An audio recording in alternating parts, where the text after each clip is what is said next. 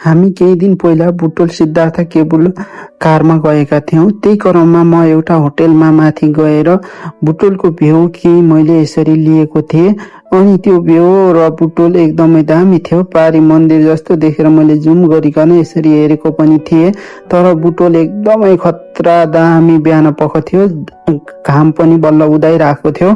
अनि त्यही भएर क्लियर त्यति नआए पनि तर दामी थियो बुटोल चाहिँ, दामी भएको हुनाले। अनि हामी अब सिद्धार्थ केबुल कारमा अब हामी यसरी बाटोमा गयौं। जाँदा फेरि ठिकै थियो, टेम्पो रिजर्भ गरेर गएको यसरी। अनि कति जाँदै हुनुहुन्थ्यो भने कति आउँदै हुनुहुन्थ्यो। अनि यसै गरेर हामीहरू पनि लगातार बाटोमा जाँदै गर्दा फेरि फुटपाथ अथवा पैदल यात्रुहरू पनि हुनुहुन्थ्यो, धेरैजना जाँदै गर्नु भएको थियो भने कतिजना फर्किँदै पनि हुनुहुन्थ्यो। त्यही क्रममा हामी अब यस्तै भिडियो बनाउँदै गइयो। जाँदा जाँदै अब हामीहरू अब त्यहाँ गेटको नजिक पुग्ने बेला पनि भइसक्यो। वहाँ पारी गेट आयो, हामी गेटको नजिक पुग्न लाग्यौं। अब हामी पुग्न लाग्यौं। अब हामी अटोबाट अलि अगाडि गएर अटोबाट उत्रेर हामी काउन्टरमा जानु पर्ने हुन्छ। फर्स्ट बार हो आएको, अब काउन्टर कता छ एकदमै हेर्नु पर्ने हुन्छ। अनि टिकट काउन्टर काटेर हामी केबुल कारमा जानेछौँ। टिकट काउन्टर यहाँ नजिकै रहेछ है। हामी यहाँ टिकट काउन्टरमा गयौँ अनि हामीले अब टिकट पनि काटेपछि अब हामी जानुपर्ने हुन्छ। केबुल कार कता छ त्यतातिर लाग्नु पर्ने हुन्छ। अनि हामी यो घरबाट उता बाहिर जाँदाखेरि दामी भ्यू देखियो, फुलो छ कि खतरा रहेछ। यता दिदीहरू आन्टीहरूले फोटो खिच्दै हुनुहुन्थ्यो, खिचिराख्नु भएको थियो यताउता। हामी चाहिँ अब सिधै फोटो पोछ्याएर खिच्नुपर्छ भनेर हामी चाहिँ सिधै अब केबुल कार कता लाग्छ त्यतातिर जाँदैछौँ। यहाँ पृथ्वी घुमेको रहेछ, हल्का जुम गरेर हेरेको। अनि हामी अब सरासर हामी सिधै अब केबुल कारमा जान पर्ने हुन्छ। यहाँ पनि आन्टीहरूले दिदीहरूले फोटो खिच्दै हुनुहुन्थ्यो, यताउता भिडियो गराउँदै हुनुहुन्थ्यो सबैजनाले।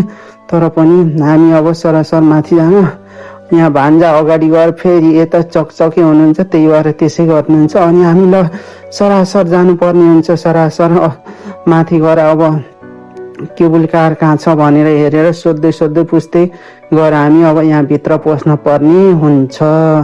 भित्र धेरैजना भिड हुनुहुँदो रहेछ। अनि एकैछिन वेट गरेर हामी फेरि त्यहाँ पछि यसरी हामी केबुल कारमा फेरि भित्र गयौँ। भित्र गइसकेपछि अब केबुल कार उहाँ पारि छ, अरूको बक्स आउँदै पनि छ यता पछाडितिर। अनि यता पछाडि छ। अब हामी सायद यसैमा जान्छौँ होला। हामी अब यो केबुल कारमा यसरी आउँदो रहेछ, उताबाट आउने यताबाट जाने रहेछ। अनि अब हामी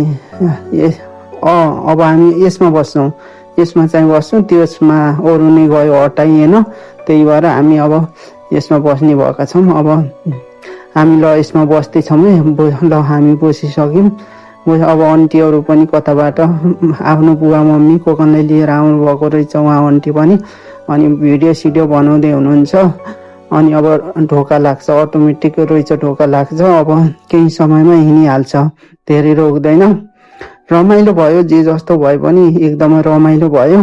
अब हामी सर र परेर आन्टीहरू पनि हाँस्दै यताउता कुरा गर्दै हामीहरू भिडियो बनाउँदै यसरी अगाडि बढ्यौँ। अनि अगाडि बढ्यौँ। मैले चाहिँ बाहिरतिर सुजुम गरेर भिडियो सिडियो निकालेको थिएँ।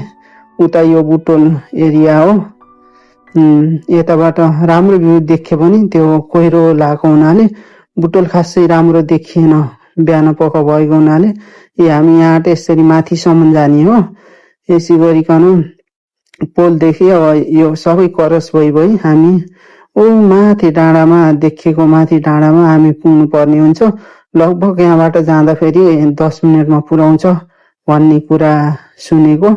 सायद 10 मिनटमा माथि पुर्याउँछ अरे।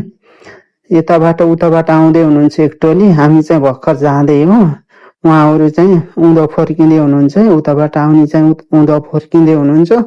हामी चाहिँ यताबाट जाँदै हो बल्ल माथि। माथि देख्नुभयो मूर्ति छ, ऊ छ। अब हामी त्यही नै पुग्ने है।